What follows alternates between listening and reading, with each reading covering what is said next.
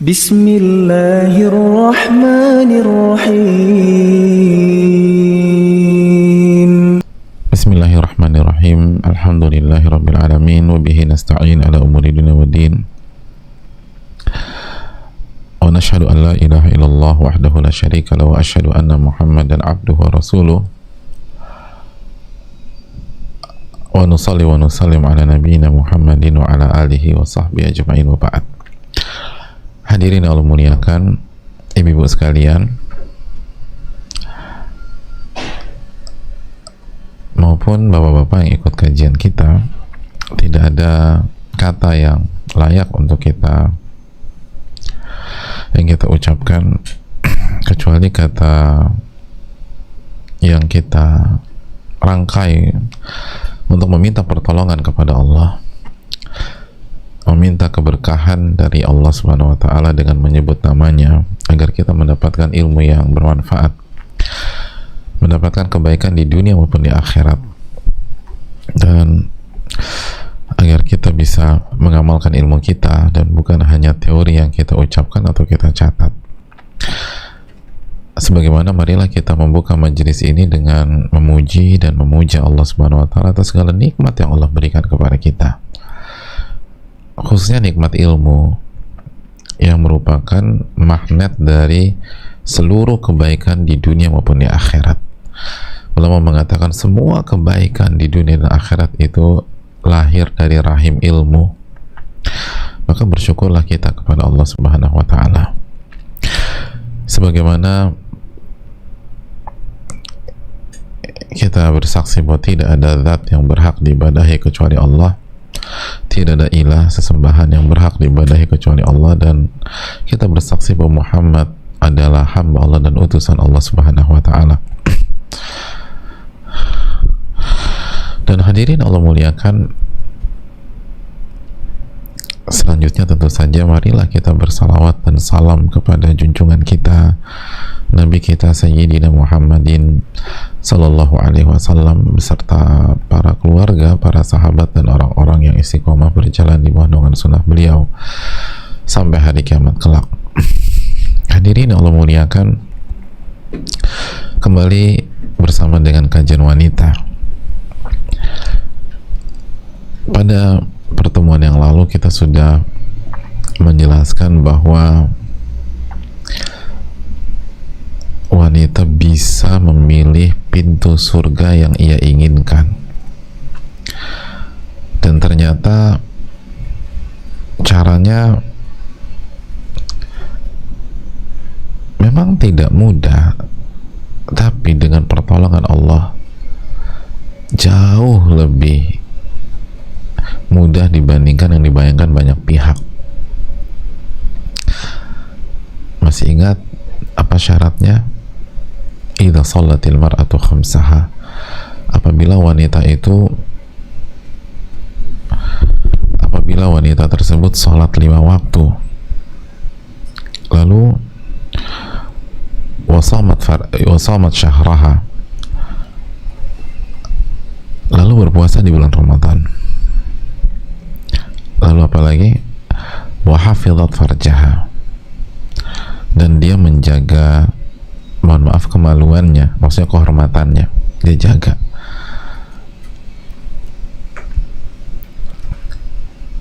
Wa ata'at ba'laha, lalu dia taat dengan suaminya.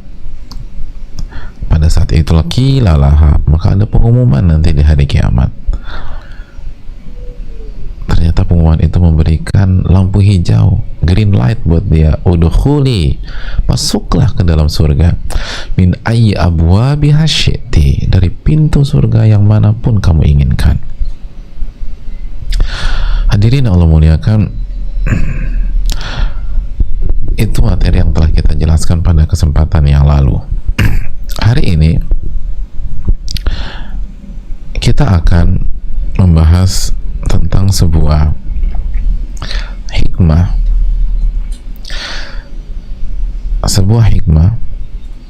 yang disampaikan oleh salah satu ulama kita, Ahmad bin Muhammad bin Ibnu Abdi Rabbih, dalam kitab Taba'i'un Nisa, tabiat dan karakter wanita, tentang wanita yang cerdas, tentang wanita yang cerdas. Gimana sih jadi wanita yang cerdas gitu ya? Dan kalau bicara wanita cerdas, siapa ibu-ibu yang tidak ingin jadi wanita yang cerdas? Nggak ada di antara kita yang ingin jadi wanita yang sebaliknya. Mbak, cita-cita Mbak apa? Aku ingin jadi wanita yang O dan N gitu misalnya ya, on gitu. Nggak ada orang pengen jadi wanita yang on. Nggak ada ibu-ibu ingin jadi wanita yang bodoh, itu nggak ada. Semua ingin menjadi wanita yang cerdas,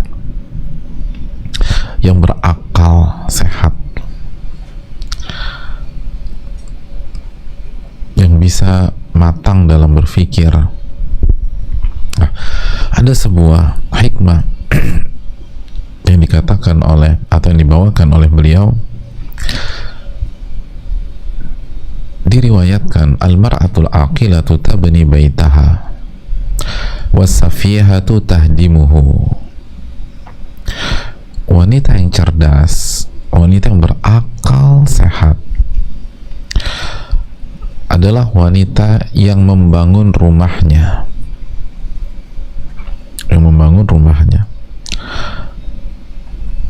dan wanita yang, mohon maaf, dungu adalah wanita yang menghancurkan rumahnya.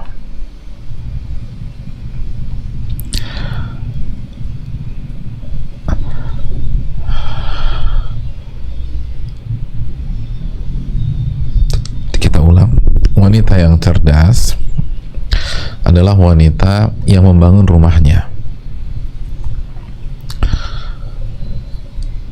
dan wanita yang sebaliknya adalah wanita yang menghancurkan rumahnya.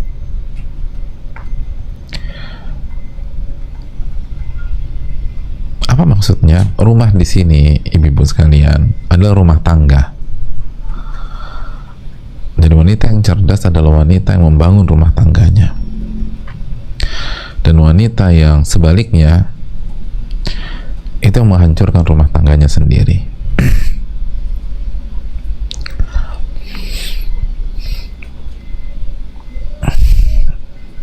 Jelas sudah dicatat. Jadi wanita yang cerdas adalah wanita yang membangun rumah tangganya, dan wanita yang, mohon maaf, bodoh, wanita yang dungu, itu wanita yang menghancurkan rumah tangganya.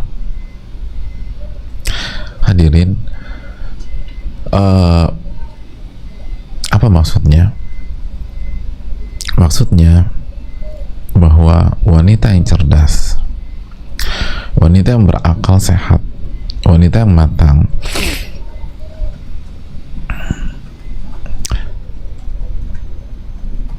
konsentrasinya, fokusnya, perjuangannya adalah membangun rumah tangganya, membangun rumah tangganya.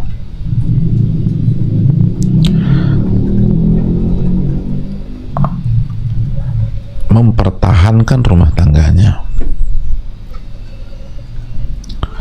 memperjuangkan rumah tangganya semaksimal mungkin selama pintu itu dibuka oleh Rabbnya dan Rasulnya. Karena kita tahu ada satu titik di mana Allah dan Rasulnya memerintahkan seseorang untuk berpisah. Misalnya pasangannya murtad, itu sebagai contoh. Tapi hadirin Allah muliakan, hikmah yang dibawakan Al-Imam Ahmad bin Muhammad bin Abdi Rabbi ini di dalam kitab beliau itu menjelaskan bahwa kalau kita ingin jadi wanita cerdas, dan kita diperintahkan untuk menjadi wanita-wanita yang cerdas, maka yang harus kita lakukan adalah pertahankan.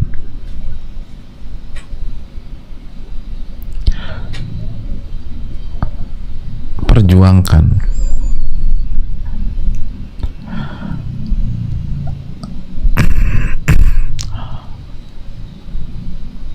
Korbankan yang bisa kita korbankan.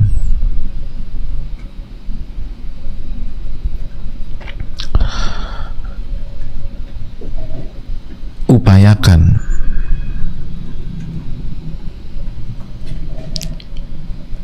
Lakukan semua hal yang halal, apalagi yang sunnah, apalagi yang wajib.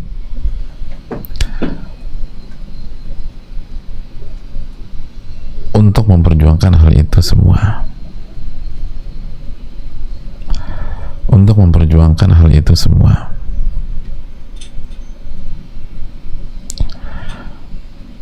Hadirin yang Allah muliakan, itulah wanita yang cerdas.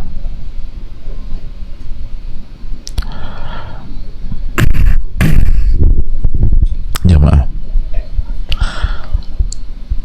mungkin ada yang berpikir,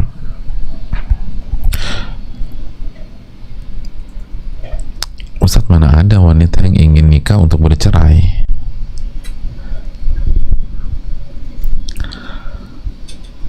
Kalaupun ada modus seperti itu, ya 1-2 kasus lah.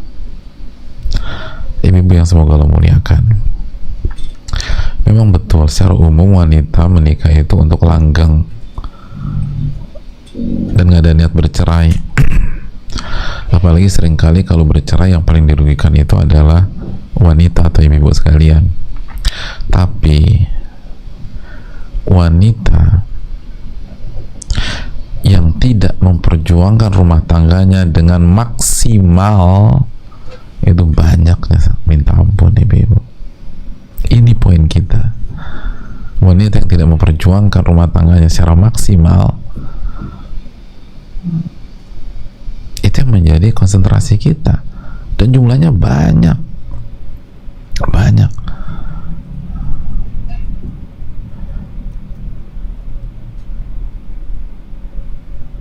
Tahukah jemaah sekalian, angka beberapa tahun ini bahwa di atas 50% kasus perceraian itu karena gugatan ibu-ibu. Loh, kok saya? Ya bukan ibu-ibu yang ikut, yang dengar langsung ya, tapi karena gugatan istri atau khulu, dan angkanya di atas 50%. Kalau saya tidak salah di atas 50%. Kasus perceraian yang ada di Indonesia itu karena gugatan wanita. Kita sepakat nggak semuanya tidak berjuang, nggak semuanya belum maksimal. Ada di antara kasus-kasus itu jelas yang maksimal, tapi coba jujur deh, yang nggak maksimal banyak apa enggak?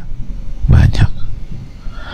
Yang dikit-dikit dari kita cerai aja, lalu kita mundur aja, pokoknya kita nggak bisa bertahan lagi. Itu banyak, sangat amat banyak.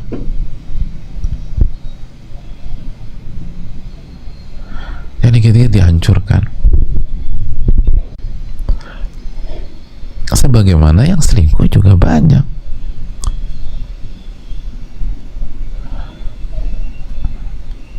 Dan perselingkuhan itu sama saja menghancurkan rumah tangga sendiri.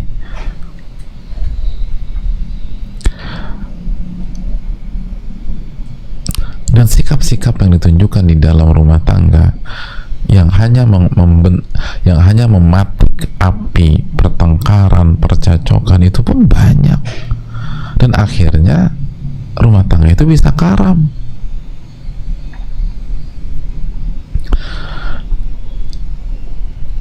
Yang tidak menunaikan hak suami banyak juga.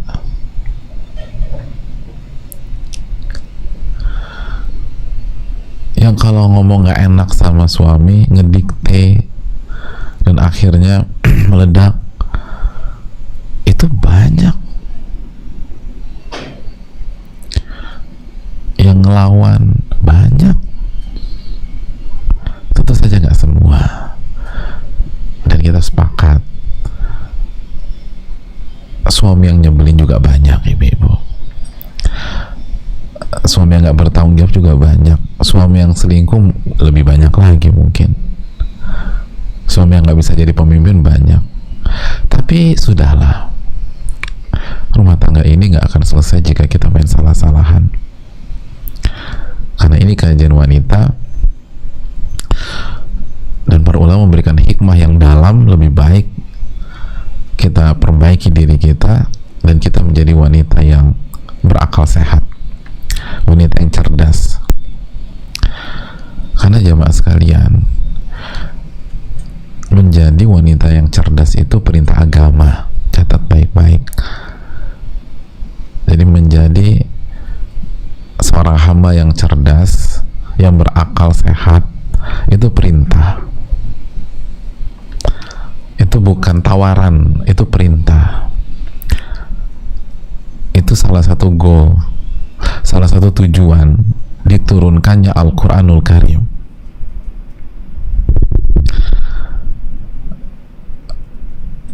Salah satu tujuan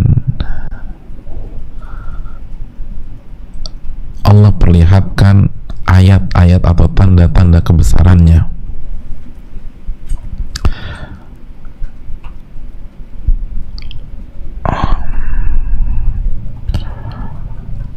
agar kita bisa berakal sehat, agar kita cerdas dalam hidup.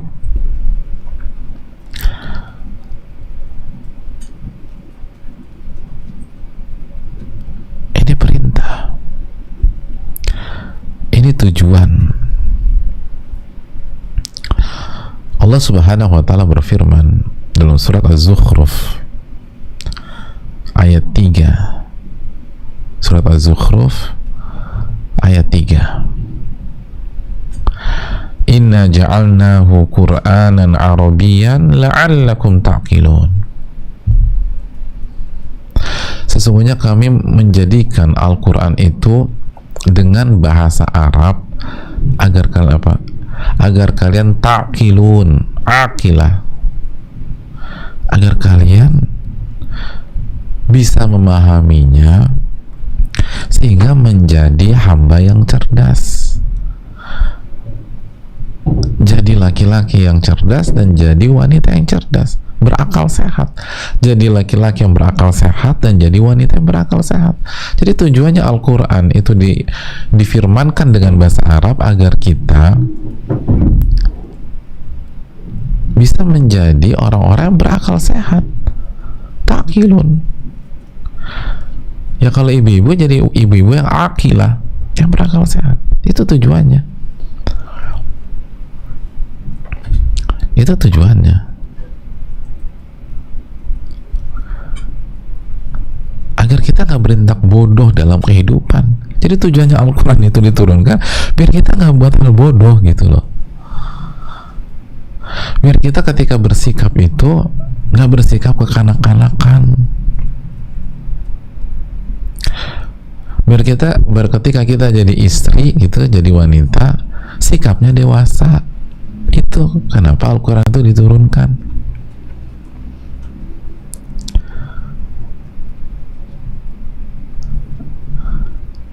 Allah juga berfirman dalam surat Al-Hadid misalnya 17, "I'lamu annallaha yuhyil arda ba'da mautiha."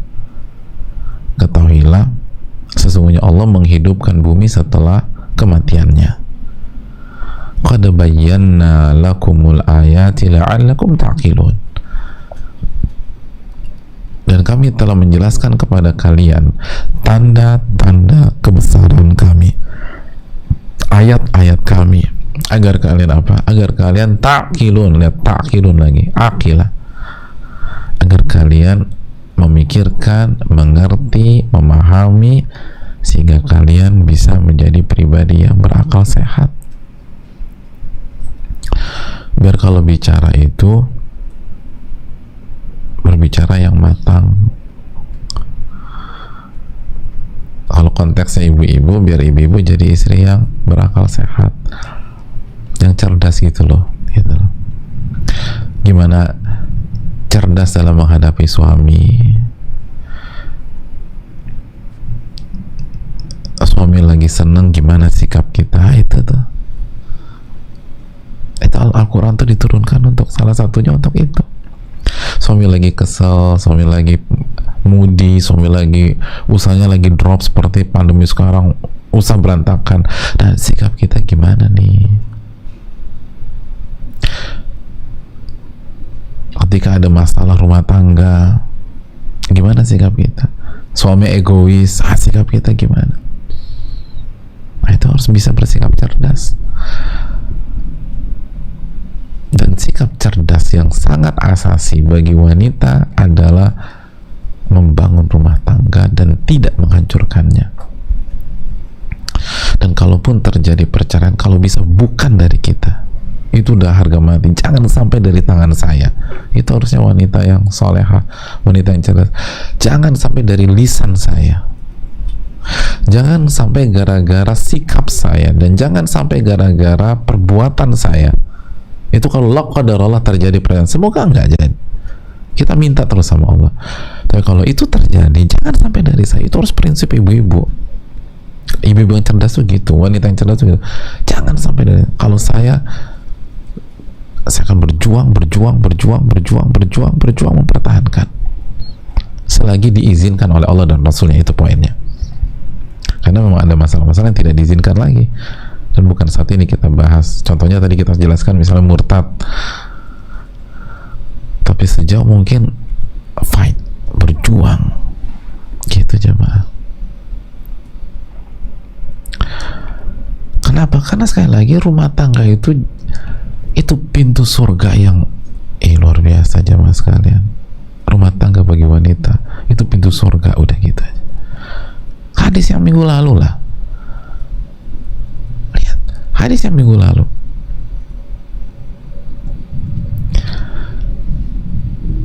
Sebagian pertanyaan dari hadis minggu lalu adalah, Ustaz, gimana dengan kita yang single? Pertanyaan real loh. Bagaimana dengan wanita yang belum bersuami? Kita katakan jelas ada solusi lain, ada pintu lain. Tapi setiap wanita yang ingin masuk surga, siapa yang nggak ingin masuk surga dari hadis kemarin? Sholat, puasa, jaga kehormatan, jaga kemaluan, dan taat suami, masuk surga. Gila lah. Dikatakan masuklah ke surga dari pintu dimanapun yang Anda inginkan.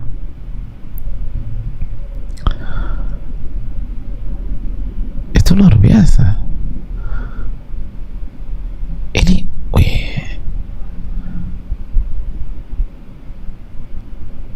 Ini kan yang dimiliki wanita yang nggak menikah misalnya. Dia kena di terakhir tuh. Aduh, nggak bisa tuh. Berarti dia harus cari pintu yang lain misalnya. Ini enak banget. Makanya perjuangkan. Perjuangkan. Selalu berpikir bagaimana membangun rumah tangga. Selalu berpikir bagaimana mempertahankan rumah tangga. Selalu berpikir bagaimana menjaga keutuhan rumah tangga. Dan selalu berpikir jauh. Dan hadirin Allah muliakan, bisa jadi kita bagi fase itu jadi 3. Yang pertama sebelum menikah. Jadi ini bukan hanya untuk wanita yang sudah menikah. Membangun rumah tangga itu bukan hanya bagi wanita yang sedang menikah atau sedang dalam bahtera rumah tangga, enggak. Yang belum menikah, yang single, yang punya rencana menikah. Ini penting, karena menjadi istri soleha itu tidak seperti merubah telapak tangan atau membalikkan telapak tangan, membalikan telapak tangan.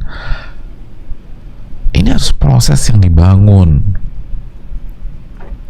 Bagaimana kita mempersiapkan iman kita, ketakwaan kita, mental kita, sikap kita, attitude kita sebelum kita menikah. Karena melakukan perubahan itu butuh waktu. Nah, wanita yang cerdas, walaupun makanya di sini letak kecerdasannya. Ketika yang lain belum berpikir ke arah sana, dia udah berpikir, pokoknya saya harus bersiap. Begitu saya menikah,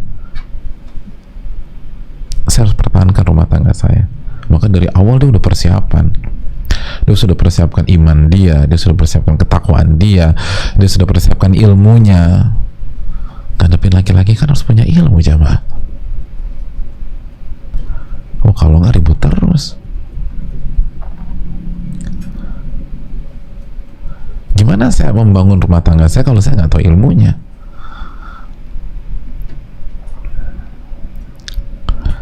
Jadi sekali ini bukan hanya untuk wanita yang sudah menikah, yang belum menikah. Justru bagi yang belum menikah semakin terlihat kecerdasan wanita tersebut. Di saat teman-temannya belum mikir ke arah sana, dia sudah memikirkan hal tersebut. Bahkan di saat teman-temannya yang sudah punya tanggal pernikahan aja nggak mikir bagaimana mempertahankan. Dia punya beberapa teman udah keluar tanggal nih gitu loh. Ada yang misalnya Desember mau nikah, ada yang Januari nanti mau nikah, ada yang Februari tahun depan mau nikah, ada yang Maret tahun depan mau nikah. Lalu dia amati, lalu kesimpulannya adalah semuanya mikirnya anak catering, mikirnya gedung, mikirnya masih pandemi apa enggak untuk hari H, mikirnya wardrobe, mikirnya pakai tema apa nanti, di mana,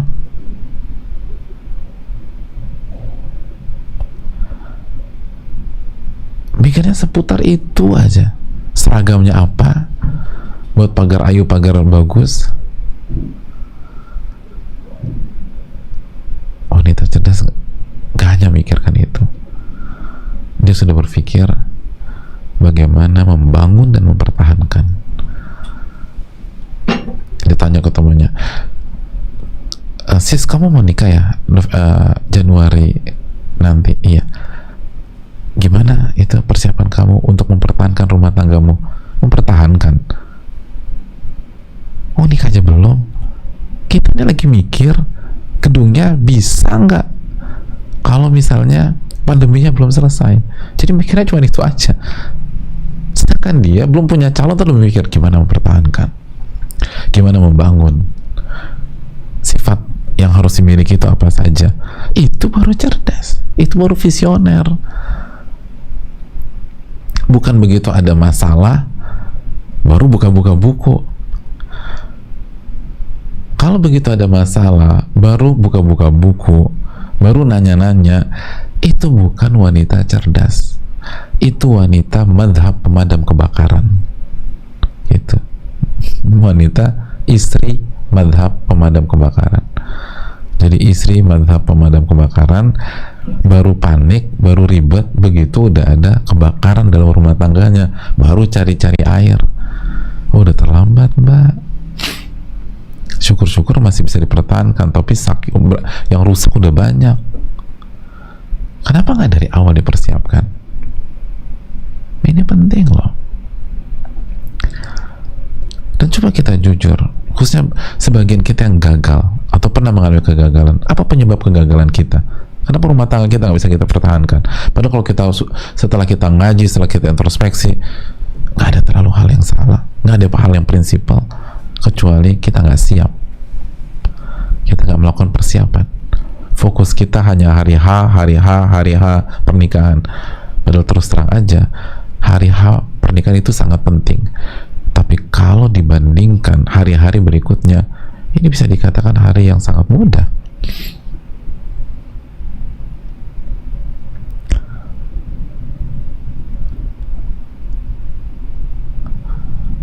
Yang berat itu bukan hari H pernikahan. Yang berat itu H plus Itu yang paling berat, walaupun semuanya akan berantakan jika tidak diberikan taufik oleh Allah. Coba tanya sama yang udah pada nikah bertahun-tahun, yang paling berat yang mana? Hari H kah? Atau H plus? Dan simak sendiri jawaban mereka. Oleh karena itu, dari awal konsentrasi kita bagaimana membangun. Dan ibu-ibu harus nasihatin anak-anak perempuan kita, anak-anak remaja, selalu tanamkan gitu loh. Kita sebagai orang tua harus bicara, nah kalau jadi istri perjuangkan rumah tanggamu sekuat tenaga, nah bangun rumah tangga kamu, nah itu dong.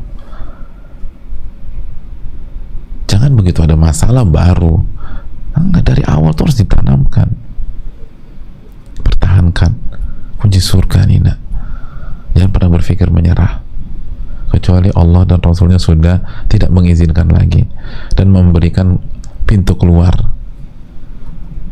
Tapi kamu harus fight, kamu harus berjuang. Begitu. Itu di sebelum pernikahan. Fase kedua ketika pernikahan terjadi. Ketika pernikahan terjadi, tapi kondisi normal, maka jamaah sekalian, ibu-ibu sekalian, kalau sebelum pernikahan kita persiapan ilmu gitu ya, persiapan ilmu, persiapkan ketakwaan, tadi kita udah jelaskan, persiapkan iman. Begitu masuk ke pernikahan, maka yang harus kita lakukan untuk membangun adalah tunaikan hak Allah lalu hak suami kita, sebagaimana materi pekan lalu. Sebisa mungkin jaga hak Allah lalu jaga hak suami. Udah gitu, jaga hak Allah, jaga hak suami, jaga hak Allah, jaga hak suami. Masih ingat hadis kemarin, apa rahasia perkara-perkara yang Nabi sebutkan jika wanita menjaga sholat 5 waktunya, puasa Ramadan, lalu menjaga kehormatan atau kemaluan, lalu yang keempat taat kepada suami. Ulama menjelaskan rahasia dibalik hal-hal di atas adalah jaga hak Allah lalu hak suami. Karena sholat 5 waktu hak Allah, puasa Ramadan hak Allah, jaga kehormatan atau kemaluan hak Allah, baru hak suami, dan taat kepada suami itu hak suami. Hak Allah lalu hak suami. Sabar main hak Allah hak suami, hak Allah hak suami. Udah kita main gitu. Sebelum ada masalah, tunaikan hak Allah hak suami, tunaikan hak Allah hak suami, tunaikan hak Allah hak suami. Jangan nunggu ada masalah dulu. Ingat, masalah itu yang undang, salah satu pihak yang mengundang masalah rumah tangga ke kita karena kita lalai menunaikan hak Allah lalu hak suami kita. Wa ma asabakum min musibatin fabima kasabat aydikum wa ya'fu an katsir. Dalam surat Asy-Syura ayat 30 Allah berfirman, apapun yang menimpa kalian itu ada andil dari perbuatan-perbuatan kalian. Jadi yang mengundang masalah itu datang, huru-hara itu datang, salah satunya adalah kita lalai menunaikan hak Allah lalu hak pasangan kita. Maka sebelum itu datang, bangun rumah tangga kita dan pertahankan dengan menunaikan hak Allah, hak suami, hak Allah lalu hak suami, hak Allah lalu hak suami, khususnya di fase-fase awal. Karena fase-fase awal, tahun-tahun pertama itu pondasi jamaah. Jadi sebisa mungkin, kalaupun harus ada masalah, ulur. Artinya kita harus punya prinsip gini loh. Kita harus punya prinsip, kalau bisa masalah, ya bisa katakan setiap rumah tangga ada masalah. Tapi kalau ini masalah-masalah yang serius gitu, kalau la qadarallah, semoga nggak ada. Tapi kalau la qadarallah, masalah harus datang. Kalau bisa di tahun ke-20, kenapa di tahun ke-19 gitu loh. 19 pernikahan. Kalau bisa di tahun 19, kenapa harus di tahun ke-18? Kalau harus ada masalah dan bisa kita tunda di tahun ke-18, kenapa harus di tahun ke-17? Jadi berpikir tuh ulur masalah.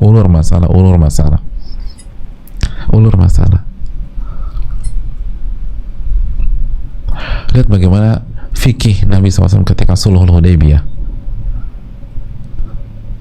Ini dari rumah tangga ke Sulhul Hudaybiyah, kok jauh banget Pak Ustadz? Ya agak jauh sih memang, tapi benang merahnya. Pernah ingat Sulhul Hudaybiyah ketika Nabi mau umrah, terus dicegat di sebuah daerah namanya Hudaybiyah, lalu akhirnya kesepakatan dinamakan Sulhul Hudaybiyah, dan terkesan cukup merugikan kaum muslimin, tapi Nabi tetap kekeh, dan ternyata hikmahnya besar dan itu menguntungkan. Dan salah satunya adalah gencatan senjata selama 10 tahun. Dan salah satu hikmah besar dalam kehidupan kita, Nabi SAW memilih gencatan senjata bukan karena takut, jelas nggak takut. Umar ingin masuk waktu itu, para sahabat ingin masuk kota Mekah, tapi jelas kan sebagian ahli ilmu mengatakan kalau kita bisa memilih, maka tundalah berhadapan dengan musuh selama mungkin. Adanya gencatan senjata 10 tahun itu menunda pertemuan dengan musuh, menunda peperangan, namanya juga gencatan senjata, menunda peperangan paling nggak 10 tahun. Jadi semakin kita bisa menunda, kenapa harus cepat-cepat ketemu? Selama kita bisa menunda masalah, kenapa pengen cepat-cepat ketemu masalah? Makanya sekali lagi ini yang bisa melakukan ini hanya wanita-wanita cerdas yang berpikir jauh ke depan. Karena semoga sebelum ada masalah udah dihilangkan sama Allah, udah dijaga. Jadi tunda. Masalah itu di-delay. Makanya prinsipnya gitu. Semoga nggak ada masalah serius dalam rumah tangga kita. Amin ya rabbal alamin. Tapi kalaupun harus ada, kalau bisa memilih di tahun ke-20, kenapa harus di tahun ke-19? Terus, kalau bisa tahun 19, kenapa harus di tahun 18? Kenapa kalau bisa di tahun 18, di tahun ke-18, kenapa harus di tahun ke-17? Karena kita tahu, jangankan per tahun, nunda adu mulut antara, gini loh, kita sudah berumah tangga atau berkeluarga, menunda adu mulut dari waktu suami pulang jam 1 pagi, kita tunda ba'da subuh, itu suasana sama atau beda? Beda. Kalau kita serang suami kita begitu dia pulang jam 1 malam, itu bisa perang besar. Apalagi dia lagi capek, kita capek. Tapi kalau kita tunda, nggak usah tunda 1-2 tahun, tunda beberapa jam aja. Biarkan dia tidur, biarkan kita tidur. Lalu bangun subuh, sholat subuh, habis sholat subuh, kalaupun harus bicara, kalau perlu nggak perlu bicara. Kalau memang sudah clear dan lain sebagainya, nggak semua masalah dibicarakan jemaah. Sebagaimana mungkin nanti kita bahas. Tapi kalau kita harus bicara, bicaralah, tunda dulu, jangan langsung bicara. Ba'da subuh itu lebih enak, lebih tenang, lebih nyaman. Terkadang kita nggak perlu bicara. Terkadang sebelum kita bicara, suami kita minta maaf. Aku minta maaf tadi malam pulang jam 1 dan aku berterima kasih kamu bersikap baik dan tidak langsung nyecer aku. Nggak jadi bicara kita, subhanallah, gara-gara suami kita ngomong begitu duluan. Coba kalau kita cecer dari jam 1, berantem tuh. Dan nggak sedikit yang akhirnya mengucapkan kata cerai atau talak gara-gara ribut jam 1 malam, ribut jam 1:30, ribut jam 2 ketika suami baru pulang. Tapi kalau suami yang salah, ya kita nggak bicara siapa yang salah, tapi kita cerdas apa enggak, pertahankan. Ini bukan waktunya menyalahkan, karena begitu rumah tangga karam, semuanya rugi secara umum.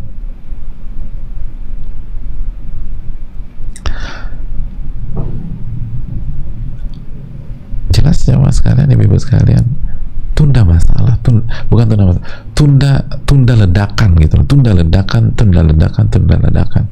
Selama masih memungkinkan. Sekali lagi memang ada batas, dan memang yang sedang kita bahas di siang hari ini secara umum adalah konsep global. Kita belum bicara perincian detail by detail, belum waktunya, tapi paling nggak ibu-ibu dapat kaidah-kaidah umumnya lah, konsep-konsep global. Ini kan konsep global, wanita cerdas membangun rumah tangga, bukan menghancurkan rumah tangganya sendiri. Ini walaupun global, tapi ini dalam banget. Kalau kita bisa resapi, ada banyak rumah tangga yang bisa terselamatkan dengan izin Allah Subhanahu wa Ta'ala. Prinsipnya jaga. Nah, kita jadi sebelum ada masalah, masih kondisi normal, jaga hak Allah, lalu jaga hak suami. Karena dengan menjaga hak Allah dan menjaga hak suami itu sama saja menghilangkan dan menjauhi masalah-masalah, khususnya masalah-masalah serius. Adapun masalah kecil perintilan, siapa yang nggak punya masalah? Sebagaimana kita suka lalai juga terhadap hak Allah dan hak suami yang kecil-kecil. Tapi jangan buat yang besar, seperti nggak sholat, tidak tutup aurat,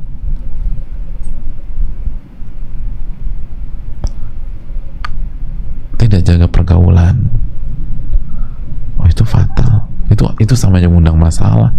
Secepat mungkin datang ke rumah tangga kita dan kita nggak siap, dan akhirnya cerai.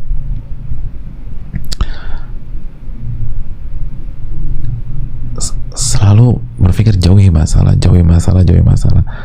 Dan jauhi masalah adalah dengan menunaikan hak Allah lalu hak suami. Udah, menunaikan hak Allah lalu hak suami, menunaikan hak Allah lalu hak suami. Nanti hak aku gimana dong? Gak usah khawatir, karena ketika kita jadi istri,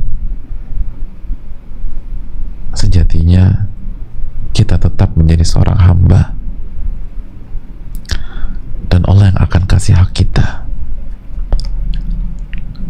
Allah nggak zalim. Wa anna Allah laisa bidzallamin lil abid. Allah tidak pernah menzalimi hamba-hambanya.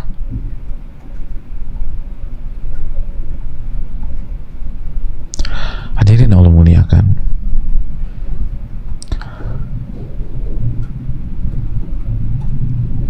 Ini yang perlu kita camkan.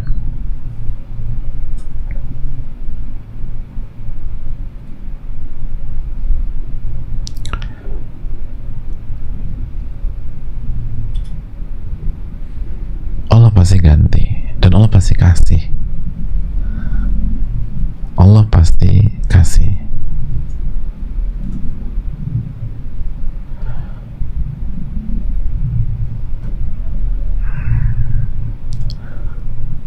Hak kita tidak akan hilang dengan berusaha memenuhi hak Allah lalu hak suami. Gak akan. Itu tadi Ali Imran 182, wa anna Allah laisa bidzallamin lil abid. Allah tidak mungkin menzalimi hamba-hambanya. Gak ada rumusnya karena menjaga hak Allah lalu hak suami seorang istri kehilangan haknya. Gak ada. Justru Allah kasih keberkahan, Allah kasih kebaikan. Mungkin bukan saat ini kita mendapatkan hak kita, tapi insya Allah lah. Bukankah Nabi mengatakan annan nasra ma'as sabar, sesungguhnya kemenangan itu bersama kesabaran. Kemenangan bersama kesabaran.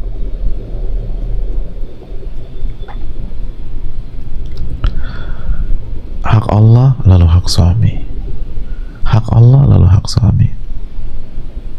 Dan yang terakhir, jamaah sekalian, ketika ada masalah besar,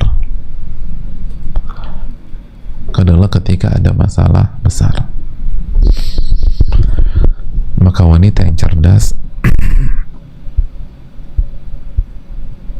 ia akan mengamalkan surat An-Nisa ayat 128.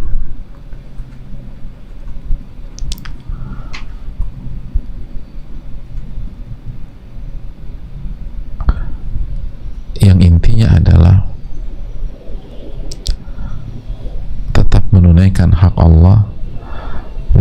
suami lalu dia berusaha menanggalkan dan merelakan haknya.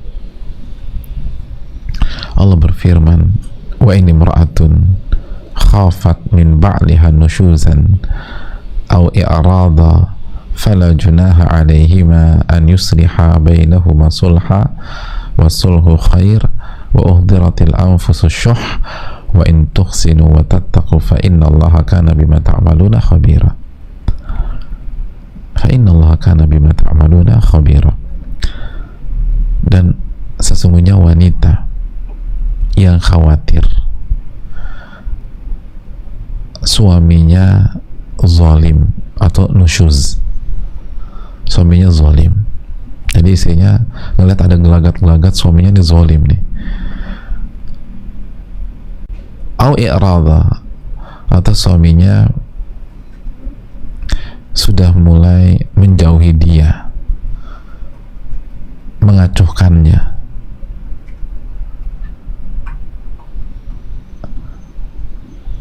apa kata Allah?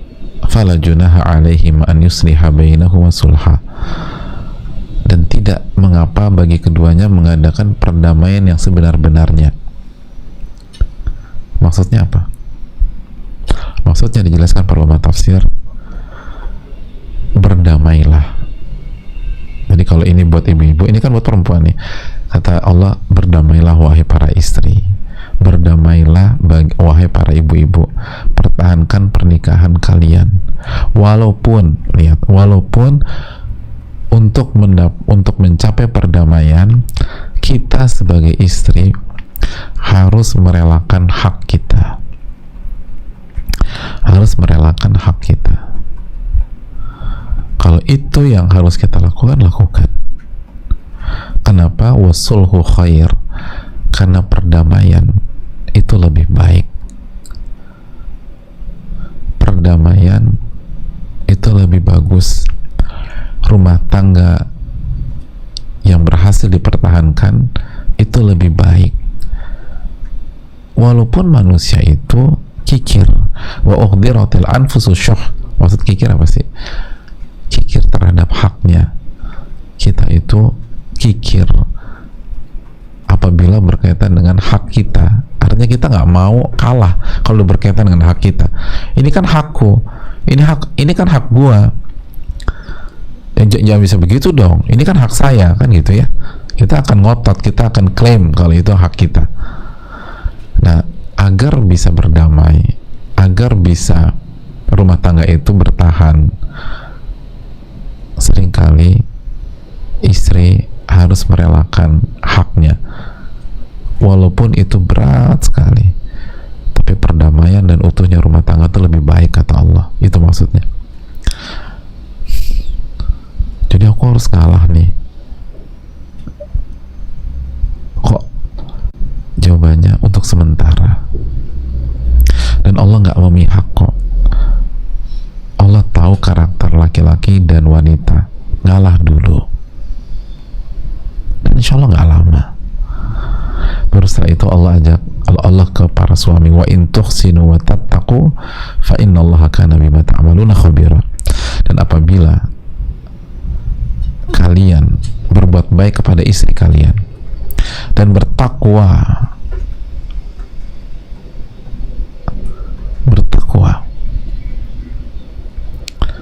sesungguhnya Allah Maha mengetahui apa yang kalian kerjakan. Jadi setelah meminta istri mengalah, Allah ke suami, suami, perbaiki sikap kalian, perbaiki ucapan kalian, perbaiki gaya kalian, berbuat baiklah kepada istri kalian. Ini jangan sampai istri kalian ngalah dong, nggak, jangan begitu, kan kalian pemimpinnya. Masa yang ngalah istri? Harusnya pemimpin yang ngalah dong. Harusnya kan pemimpin di mana-mana tuh yang lebih tua ngalah, yang lebih itu ngalah. Masa istri yang ngalah ini?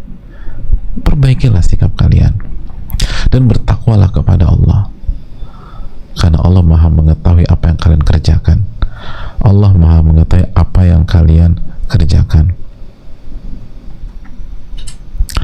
Ini sekali lihat, Allah mengetahui apa yang kalian kerjakan. Ini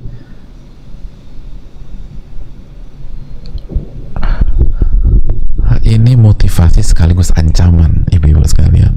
Maksudnya Allah mengetahui apa yang kalian kerjakan, maka jika kalian berubah menjadi baik, Allah akan kasih pahala buat kalian.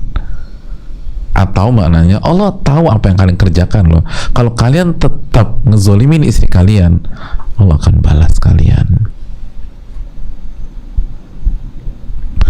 Oleh karena itu wanita yang cerdas, sekali lagi,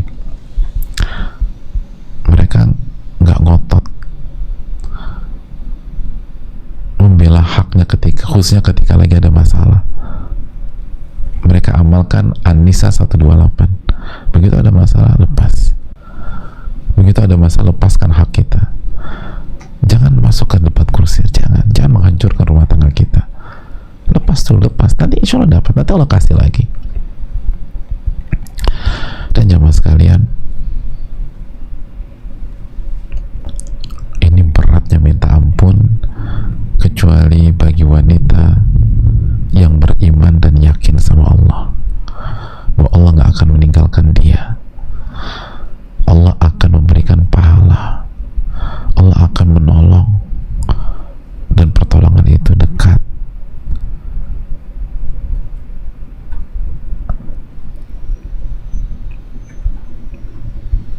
Dan inilah wanita yang cerdas. Ia tidak meminta haknya kepada suaminya, tapi dia minta haknya kepada Allah Subhanahu wa Ta'ala. Karena dia yakin suaminya itu hambanya Allah. Kalau Allah kasih, insya Allah suaminya berubah. Kalau Allah kasih, kalaupun suaminya nggak berubah, dia nggak akan tersakiti dan dia tidak akan sengsara. Maka dia akan kembali kepada Allah, bukan kembali ke makhluk. Walaupun makhluk itu bernama suami, dia minta sama Allah, dan disitulah kecerdasannya. Adapun wanita-wanita yang bodoh, kata para ulama, dia egois. Mereka egois dan mereka nuntut kepada suami mereka. Akhirnya mereka korbankan rumah tangga mereka hanya gara-gara satu atau dua hal saja, yang ketika mereka bercerai pun tambah parah lagi kondisi mereka. Kecuali kalau mereka bertobat kepada Allah. Mereka bertobat kepada Allah. Hadirin Allah muliakan, wanita yang cerdas, wanita yang berusaha mempertahankan rumah tangganya dan membangun, bukan menghancurkan atau membuat masalah atau memancing persoalan yang akhirnya bisa merusak rumah tangga mereka. Pertahankan. Dan rumah tangga kita adalah kunci surga kita. Rumah tangga kita adalah peluang masuk surga dari pintu yang bebas kita pilih pada hari kiamat kelak. Jangan kita lepaskan hanya gara-gara hal yang sepele, yang receh seringkali, atau karena kekototan kita yang gak perlu juga, perlu kita bisa maafkan. Dan kalau ada masalah, support suami untuk menyelesaikan itu. Dan kalau suami keliru, suami salah, ajak suami bertobat kepada Allah. Jangan dihancurkan. Tapi suamiku berzina, Ustaz, suamiku selingkuh. Sudahkah kita support suami kita untuk bertobat kepada Allah? Atau sakit hati kita mengalahkan semuanya? Sudah belum minta suami bertobat, bertakwa kepada Allah Subhanahu wa Ta'ala. Ini bisa disampaikan, semoga bermanfaat. Kita buka sesi tanya jawab. Sallallahu alaihi wasallam ala nabiyina Muhammad.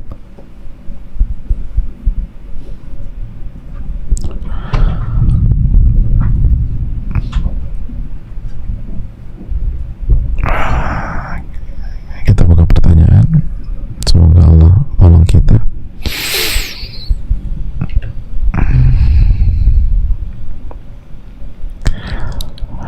Assalamualaikum Ustadz. Waalaikumsalam. Mudah-mudahan Ustadz dan keluarga selalu ada dalam lindungan Allah. Amin ya rabbal alamin. Ustadz mau bertanya, bagaimana jika sikap saya sebagai istri jika suami masih suka chat dengan mantan pacarnya waktu itu? Saya pernah memergokinya, tapi bukannya hubungan kami malah harmonis, makin kesini rumah tangga kami malah semakin dingin Ustadz, semakin tidak harmonis. Jika saya ajak bicara, dia selalu menyalahkan saya. Saya sudah coba memperbaiki sikap saya Ustadz dan meminta ampun kepada Allah, tapi masih belum ada perbaikan. Terima kasih Ustadz. Ya, terima kasih. Ibu-ibu sekalian yang Allah muliakan, yang pertama, buat yang lain, ketika kita melihat ada ujian seperti ini dialami oleh saudara kita, kita bersyukur kepada Allah. Allah jaga suami kita sehingga suami kita tidak chat dengan wanita lain, atau suami kita menjaga kehormatannya. Jadi bagi ibu-ibu yang nggak merasakan seperti ini, jangan lupa baca alhamdulillahilladzi afani mimma btalaha bihi wa faddalani ala katsirin mimman khalaqa tafdila. Itu yang pertama. Yang kedua, kalau suami kepergok chat dengan mantan pacarnya, jelas ini kesalahan. Itu yang pertama. Tapi yang kedua, kita sepakat bahwa kesalahan itu harus diobati dengan obat yang tepat. Ini itu penyakit. Ketika ibu-ibu ke dokter dan didiagnosa ibu kena sakit sesuatu nih, tapi dokternya salah kasih obat, kira-kira tuh penyakit sembuh atau enggak, atau membaik atau enggak? Bisa jawabannya enggak. Pertanyaan kedua,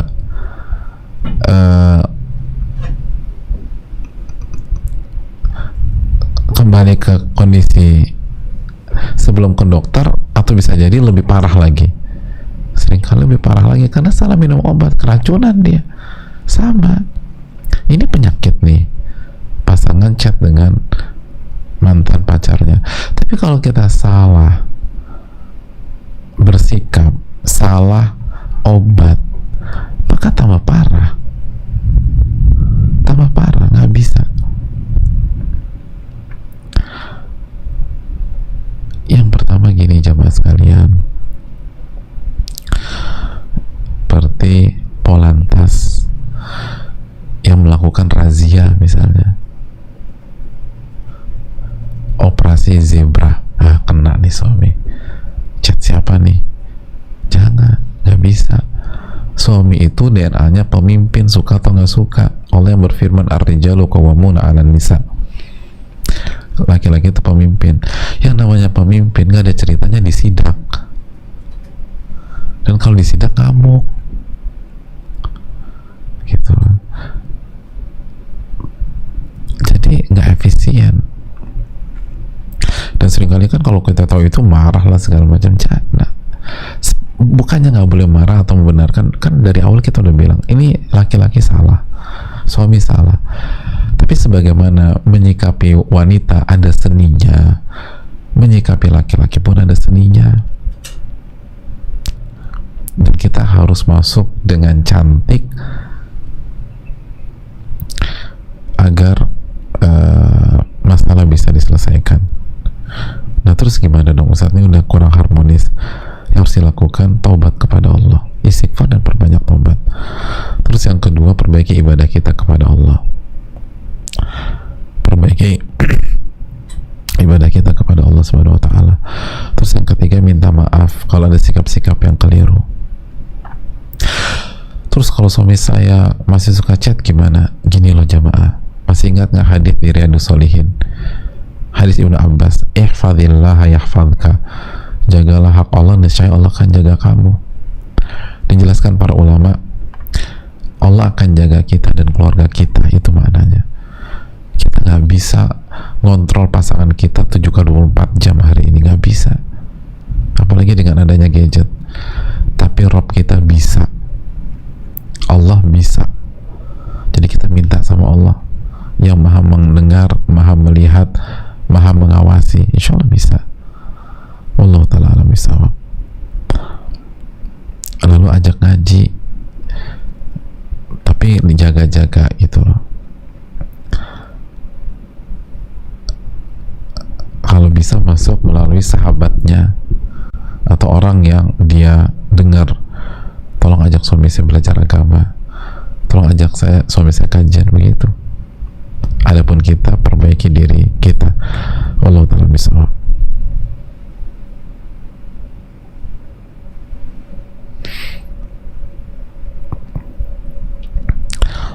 Assalamualaikum warahmatullahi wabarakatuh. Ustaz Nuzul, semoga Ustaz, keluarga, dan tim senantiasa dirahmati oleh Allah, dilindungi Allah subhanahu wa ta'ala, demikian juga seluruh umat muslim di dunia, amin ya rabbal alamin. Begitu juga yang bertanya. Ustaz, mohon izin bertanya, saya seorang akhwat yang sudah menikah. Qadarullah kemarin ada ujian menyapa rumah tangga yang saya jalani, di mana Allah bukakan rahasia yang disimpan suami saya. Beliau ternyata mempunyai hubungan dengan laki-laki. Alhamdulillah di'afani mimabtalahu bihi wa faddalana ala katsiri min khalqi tafdila. Dan saya pun mengenal laki-laki itu, meski mereka mengaku hanya seperti kakak adik, tapi saya sudah 2 kali menemukan chat WhatsApp mereka di mana ada pernyataan sayang dan panggilan sayang. Pertama sekitar awal tahun ini, tapi suami bilang akan memperbaiki. Sampai akhirnya bulan lalu saya menemukan kembali chat mereka. Ternyata semenjak ketahuan yang pertama, mereka sering bertemu di belakang saya, sering pergi, dan saya sering dibohongi. Yang kedua ini, suami berjanji akan memutuskan hubungan, dan laki-laki itu kemarin mendatangi rumah kami, membentak-bentak saya dan mengancam akan mencelakai saya karena saya memberitahu istrinya tentang apa yang mereka lakukan. Saya tidak bisa sendiri, Ustaz. Saya rasa dengan memberitahu istri laki-laki ini ada usaha dari kedua belah pihak untuk memperbaiki. Tapi suami saya masih membela saya, masih ingin memperbaiki dan tidak ingin melepaskan saya. Suami juga minta maaf atas hak-hak yang belum beliau penuhi, karena secara nafkah batin memang suami tidak memberikan sebagaimana mestinya. Ana mohon nasihatnya Ustaz agar bisa memilih menjalani dan bisa memilih yang terbaik tanpa mengambil keputusan dengan emosi. Saya ingin menemani suami saya membaik, sebagaimana saya sadar diri saya di masa lalu pun penuh dosa dan maksiat. Saya berpikir mungkin ini bagian dari akibat dosa-dosa saya di masa lalu. Saya tahu rumah tangga saya hambar, suami memang masih seperti menutup hidupnya, tapi tidak apa-apa Ustaz, saya tahu semua butuh proses untuk membaik. Saya melihat usaha beliau untuk membaik dan saya yakin Allah akan karunia pertolongannya. Mohon nasihatnya Ustadz, pandangan dengan ilmu sangat saya butuhkan untuk arahan saya menjalani ke depan. Jazakallahu khair Ustadz dan tim kajian wanita siang ini. Ya, terima kasih. Sekali lagi ibu sekalian yang lain, banyak-banyak bersyukur kepada Allah Subhanahu wa taala. Mungkin suami kita memang jauh dari sempurna, tapi kita nggak diuji seperti ujian Allah ke beliau ini. Ini kurang berat apa kalau kondisi begini? Hadirin Allah muliakan. Jadi banyak-banyak bersyukurlah kepada Allah. Lalu untuk beliau yang bertanya, secara umum sikap ibu atau mbak insya Allah muwafaq, insya Allah muwafaq, insya Allah Allah kasih taufik bersikap dengan benar. Ini tuh udah bagus banget secara umum ya. Lihat bagaimana beliau bersikap. Yang pertama, kembalikan ke diri sendiri, lalu merasa ini ada kaitannya dengan dosa-dosa beliau dulu, dan memang pasti ada kaitannya kalau kita belum bertobat dengan taubatan nasuha, karena Allah mengatakan wa ma asabakum min musibatin fabima kasabat aydikum. Tadi ayat tadi Asy-Syura 30 itu, apapun yang menimpa kalian itu ada andil dari kesalahan kalian, dan itu bagus. Kembalikan ke diri kita dan jangan gampang salahkan orang lain, salahkan diri dan dosa-dosa kita. Segera beristighfar dan taubat kepada Allah. Lalu juga sikap beliau yang ingin mendampingi suaminya untuk berubah, ini luar biasa loh. Sudah dikhianati seperti ini dan dalam, tapi berusaha mendampingi suaminya untuk memperbaiki diri. Ini contoh wanita cerdas insyaallah ta'ala ya. Dan juga salah satu sikap yang muafak juga, yang alhamdulillah Allah kasih taufik. Beliau menjelaskan bahwa semua butuh proses, semua butuh waktu. Nah, ini kondisi kayak gini sulit untuk membalikan telapak tangan, ini butuh waktu. Makanya beliau katakan, saya tahu semua butuh proses untuk membaik. Terus beliau juga pintar dalam melihat, alhamdulillah, dengan izin Allah. Beliau katakan, saya melihat usaha suami saya membaik. Gak mudah loh, setelah dikhianati dan seperti ini bisa melihat seperti itu. Banyak pihak justru selalu menyalahkan pasangannya dan menjadikan itu sebagai sasaran tembaknya, tapi ini enggak, alhamdulillah. Dan lihat keyakinan, saya yakin Allah akan karuniai pertolongannya. Maka yang pertama, kalau saran saya, semoga istiqomah.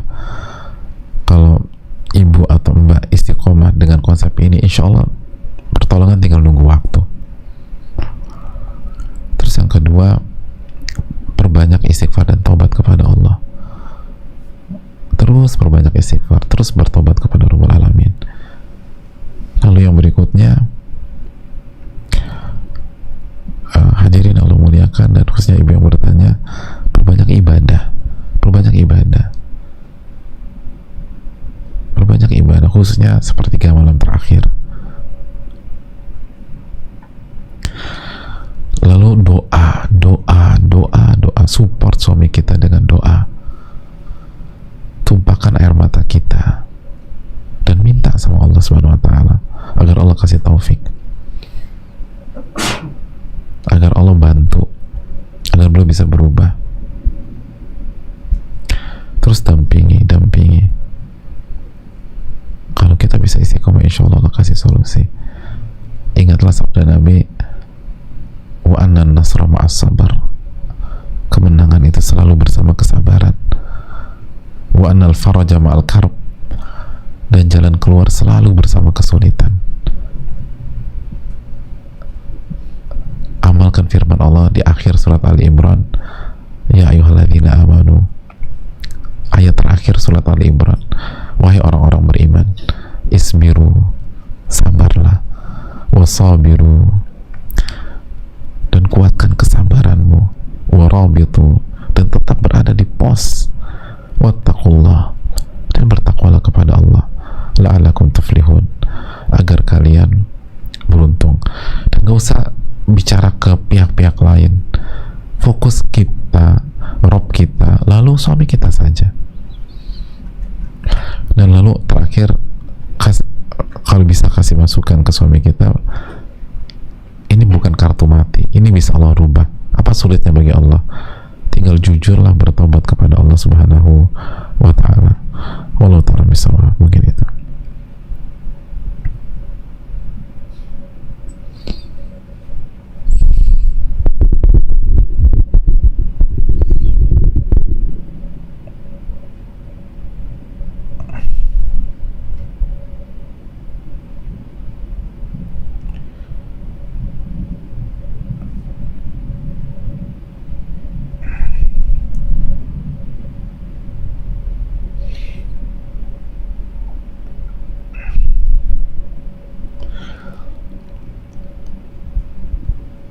Assalamualaikum warahmatullahi wabarakatuh. Semoga Ustadz, keluarga, dan tim selalu dilindungi oleh Allah. Amin ya rabbal alamin. Afwan izin bertanya Ustadz, sejauh manakah batasan komunikasi ikhwan dan akhwat? Saya dulu ada teman dekat, tapi saya sadar saya berlebihan dalam komunikasi sehingga sekarang saya sama sekali tidak kontak lagi. Tapi seperti memutuskan tali silaturahmi dan saya merasa tersisa juga. Sikap seperti apa yang seharusnya dilakukan Ustadz? Karena saya jadi terkesan tidak peduli dengan teman saya itu. Sekali lagi, komunikasi laki-laki dan wanita diperbolehkan sebagaimana Nabi juga berkomunikasi, para sahabat juga berkomunikasi. Masih ingat ketika Salman berkomunikasi dengan istrinya Abu Darda, tapi harus ada batasan, harus ada batas.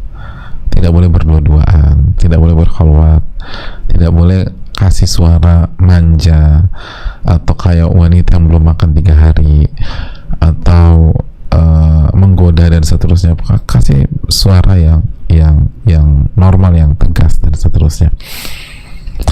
Terus tidak bersentuhan dan lain sebagainya. Intinya adanya batasan-batasan yang dijelaskan oleh para ulama. Jadi nggak harus selama tidak ada apa-apa dan dijaga, insya Allah diperbolehkan. Lalu pertanyaan kedua, apakah saya salah kalau terlalu memilih dalam hal pasangan, terutama masalah agama? Karena biasanya yang dikenalkan ke saya belum mengenal sunnah, sehingga saya ragu untuk melanjutkan proses. Ataukah saya coba dulu, yang penting laki-laki itu menjalankan yang wajib-wajib saja, atau saya terus menunggu sampai ada yang kira-kira lebih baik agamanya meskipun lama? Apakah berdosa jika saya harus hanya menunggu sambil terus meningkatkan kualitas diri? Terima kasih Ustaz sebelumnya. Ya, makasih. Gini loh ibu-ibu dan akhwat sekalian, dalam ilmu fikih ada namanya kafa'ah. Jadi kita sebagai wanita, carilah suami yang kualitas agamanya minimal seperti kita, dan kalau bisa lebih. Itu poinnya. Jadi salah satu kesimpulan bab itu, kalau ingin cari suami, carilah suami yang kualitas agamanya, akhlaknya, adabnya gitu ya, ibadahnya minimum seperti kita, dan kalau bisa lebih. Jangan cari suami yang kualitas agamanya di bawah kita, walaupun selama dia muslim sah, nggak haram, sah, dan nggak dosa juga, tapi tidak direkomendasi para ulama, dan akan timbul banyak dan kemungkinan akan timbul banyak masalah ke depan. Wallahu ta'ala bisa, mungkin itu kesimpulannya. Assalamualaikum, bismillah. Assalamualaikum, Waalaikumsalam. Bolehkah menegur dan mengkritik suami agar mau membantu pekerjaan rumah istri?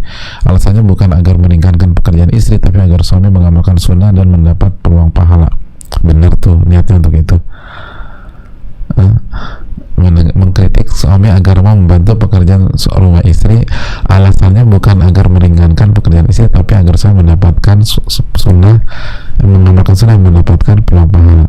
Kalau niatnya hanya agar peluang pahala, kenapa suami nggak disuruh sholat duha aja, atau perbanyak zikir, istighfar, subhanallah, alhamdulillah, wala ilaha illallah, akbar? Kenapa harus bantu pekerjaan kita? Tapi nggak apa-apa sih, kalau memang benar nggak apa-apa. Boleh nggak? Boleh, tapi caranya itu loh, caranya. Ingat, suami itu pemimpin, nggak bisa ditegur, nggak bisa disuruh-suruh secara simpel gitu. Dan sebagian istri itu negur suami kayak negur anak laki-lakinya, dan itu kan sering disampaikan sebagai bahan joke di banyak dunia ibu-ibu. Ini nih saat anak pertama saya, begitu bahasanya. Lagi ngapain bu? Lagi ngurusin anak pertama nih, manja banget. Ternyata suaminya itu salah total. Memang hanya joke, hanya bercandaan, tapi lihat deh, itu masalah. Kalau kita sampai men-treat suami kita seperti anak, fatal. Suami itu pemimpin, gak bisa digituin. Dan nggak bisa menggunakan cara menegur, namanya pemimpin. Jamaah, di root salah sefatal apapun, kira-kira gimana cara sekretarisnya negur dia atau memberitahu? Nggak berani negur, walaupun salahnya kok bisa salah begini ya, tapi ada seninya. Bicara sama pemimpin itu ada seninya, dan itu harus dipelajari. Suatu saat mungkin kita bisa bahas itu. Wallahu ta'ala bishawab.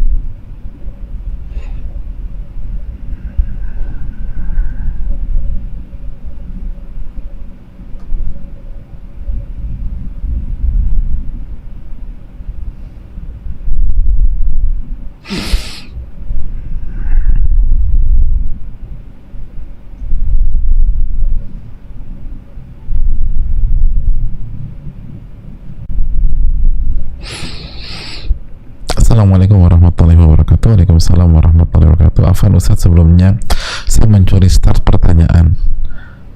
Mencuri. Karena saya pernah mengajukan pertanyaan sesuai waktu tapi justru tidak sempat dibacakan. Ini pertanyaan yang urgent sekali Ustaz, mohon dibacakan. Semoga Allah melimpahkan rahmat kepada Ustaz, khususnya panitia dan kita semua, amin ya rabbal alamin. Begitu juga dengan ibu yang bertanya. Suami saya WNA yang sudah mu'alaf sebelum kami menikah. Beliau sholat dan berpuasa. Qadarullah wa syafa'al, pandemi ini beliau harus kembali ke negaranya. Kami pernah bertengkar dan beliau mau menceraikan saya. Beliau melayangkan surat pernyataan cerai lewat email dengan jelas. Karena sakit anxiety yang saya tidak bisa, karena sakit saya yang tidak bisa dalam tekanan. Dan dulu suami saya kalau marah itu selalu mau meninggalkan saya. Cuma saya berikan pengertian. Saya beri pengertian tidak begitu dalam rumah tangga. Itu saya alami dalam 7 tahun perkawinan kami. Akhirnya karena dia selalu begitu, terlebih saya ada gangguan kecemasan, saya akhirnya terpancing emosi karena seharusnya suami pada saat ini melindungi saya. Saya bilang silakan bicara dengan keluarga saya, tapi justru dia kirim email cerai. Pertanyaan saya, apakah itu berarti jatuh talak? Kemudian berdosakah saya Ustadz jika saya tidak meneruskan perkawinan ini? Karena dikarenakan sakitnya saya ini, saya khawatir tidak bisa mengurus suami. Saya khawatir tidak bisa mengurus suami saya kelak. Suami saat ini menyesal, tapi kalau suami telepon dengan voice call, saya pakai hijab. Saya takut sudah jatuh talak. Terima kasih Ustaz Jazakallah khair. Semoga pertanyaan saya ini dijawab. Ya, terima kasih. Paling nggak sudah dibacakan. Jawabnya sebentar lagi, insyaallah. Hadirin yang Allah muliakan, talak dengan email jatuh, insyaallah. Talak dengan email jatuh dengan syarat kembali ke kalimat talak. Kalimatnya kan terbagi jadi 2 ya. Kalimat pertama itu yang tegas, itu kalau menggunakan kata talak atau cerai kalau pakai bahasa Indonesia. Jadi bahasanya saya talak kamu, kamu ditalak, saya talak kamu, dan seterusnya. Kalau cerai itu tadi saya cerai dan lain-lain. Kalau itu kalimat itu ada dan itu kalimat berita ya, maka jatuh. Atau kalimat ambigu. Kalau kalimat ambigu, maka kalau niat si suami talak maka jatuh talak. Kalau niatnya tidak talak, insya Allah nggak jatuh talak. Itu kesimpulannya, wallahu ta'ala bishawab. Terus yang kedua, kalau jatuh talak bukan berarti pernikahan berakhir. Sekali lagi, kalau jatuh talak bukan berarti pernikahan berakhir. Kenapa demikian? Tergantung ini talak berapa. Apakah ini talak rajai atau ini talak bain? Poinnya gini loh jamaah sekalian, Allah berfirman dalam surat Al-Baqarah ayat 229, at-talaqu marratan. Talak itu 2 kali. Apa maksud talak itu 2 kali?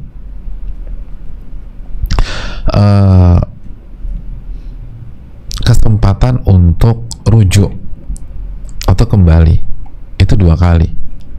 Jadi gini, suami mentalak, jatuh talak nih, dengan syarat talak yang sudah dijelaskan para ulama ya, jatuh. Maka ketika suami mentalak lalu jatuh, itu talak pertama. Begitu jatuh talak pertama, maka istri harus menjalani masa iddah, masa transisi. Jadi masa menunggu 3 kali haid. Terjadi khilaf para ulama, apakah 3 kali haid atau 3 kali bersih. Intinya 3 kuru gitu loh. Allah ta'ala, dengan keterbatasan ilmu saya lebih cenderung ke pandangan ulama kita yang mengatakan 3 kali haid. Jadi 3 kali haid. Nah, tapi yang perlu kita ingat, dalam masa iddah atau 3 kali haid itu masih suami istri. Belum ada perceraian, masih suami istri. Makanya talak itu beda dengan sudah berpisah. Nah, itu masih suami istri.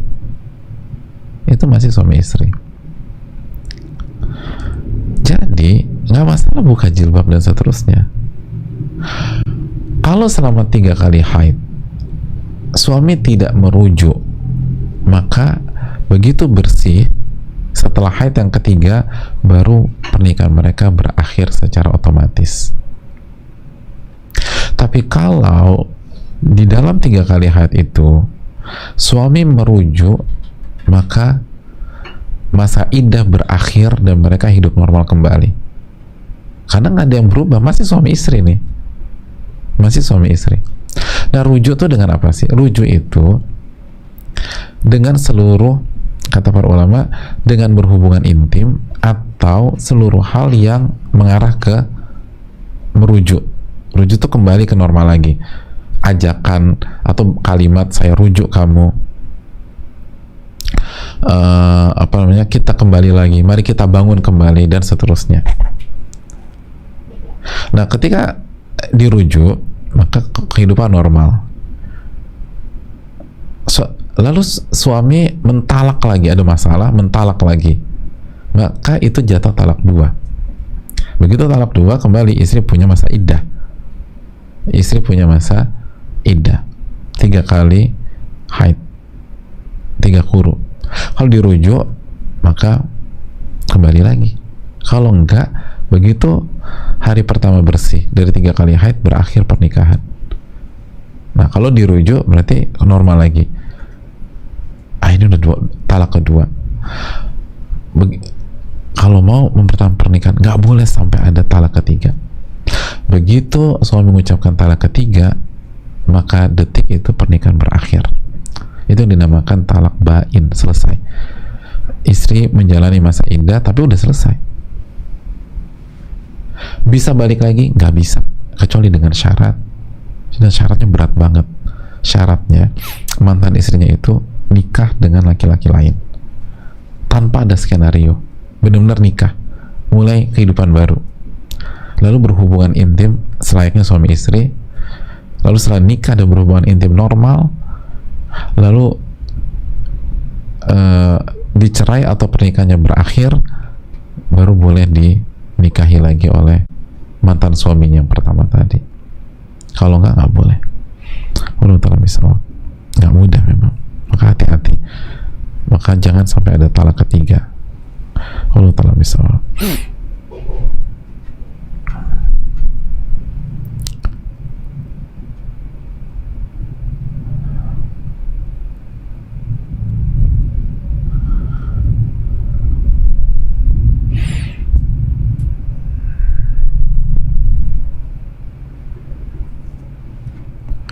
Ya, saya rasa cukup sampai di sini. Jazakallah khairan. Semoga bermanfaat dan semoga kita mendapatkan ilmu yang bermanfaat dan diberkahi. Dan bagi yang bertanya, mohon maaf, banyak pertanyaan yang tidak bisa terjawab karena kondisi waktu dan terbatasnya ilmu, dan semoga kita mendapatkan pahala dan keberkahan dari kita bertanya, karena bertanya adalah perintah Allah Subhanahu wa taala di dalam surat Al-Anbiya ayat 7. Dan semoga pertanyaannya bisa dijawab di kesempatan atau dijawab oleh para ustadz-ustadz kita yang lain. Semoga bermanfaat. Subhanakallahumma wa bihamdika, la ilaha illa anta, astaghfiruka wa atubu ilaik. Semoga Allah terima amal ibadah kita. Rabbana taqabbal minna. Assalamualaikum warahmatullahi